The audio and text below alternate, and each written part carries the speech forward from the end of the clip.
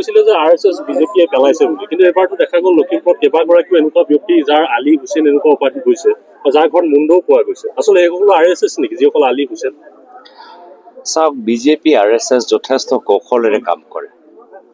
আন্ধ্ৰ প্ৰদেশত চাব, তাত এনেকুৱা ঘটনাত বিজেপি মানুহে ধৰা পৰিছে। তো আৰএছএছে কিমান কৌশলেৰে কাম কৰে, সন্মুখৰ পৰা পিছত থিয় হৈ, এইবোৰ আমি চব জানো।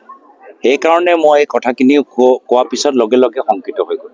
মই যেতিয়াৰ পৰা ক'লোঁ যে বাহিৰৰ আৰএছএছ মানুহ, অসমৰ আৰএছএছ নহয়, কিন্তু চব চিনাকি মানুহ, বাহিৰৰ পৰা যিখিনি আৰএছএছ, নতুন আৰএছএছ বিভিন্ন ৰাজ্যৰ পৰা আহিছে, আৰু এতিয়া আহিছে নিৰ্বাচন আগত।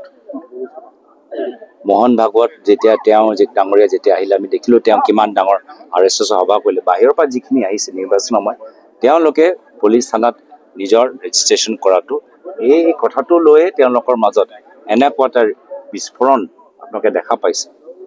তো এই ক্ষেত্ৰত আমিনো কি ভুল কৰিম? বাহিৰৰ পৰা যদি কোনোবা আহিছে, পুলিচ থানাত দিলেনো কিয়, আপত্তি কিয় আছে? আজি যিসকলক ধৰিলে তেওঁলোকৰ ওপৰত কি ক'ব? যিসকলক ইতিমধ্যে লখিমপুৰ যিসকলে অপৰাধ কৰিছে, তেওঁলোকৰ আইন মতে তেওঁলোকৰ ওপৰত শাস্তি হ'ব লাগে।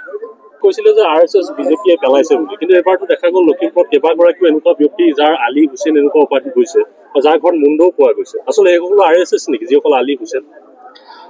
চাওক, বিজেপি আৰএছএছ যথেষ্ট কৌশলেৰে কাম কৰে। আন্ধ্ৰ প্ৰদেশত চাব, তাত এনেকুৱা ঘটনাত বিজেপি মানুহে ধৰা পৰিছে।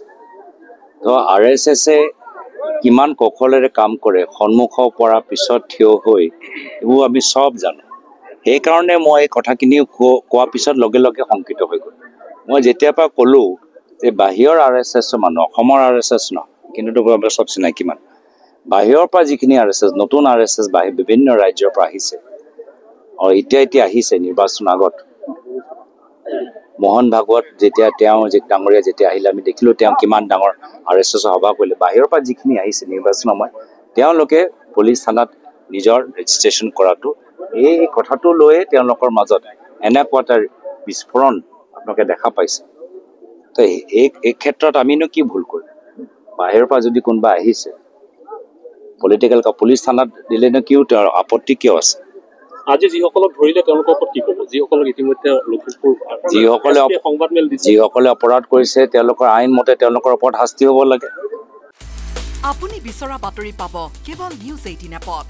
নিউজ 18 এপ ডাউনলোড কৰিবলৈ স্কেন কৰক এই QR কোড। গুগল প্লে ষ্টৰতো পাব এই নিউজ 18 এপ।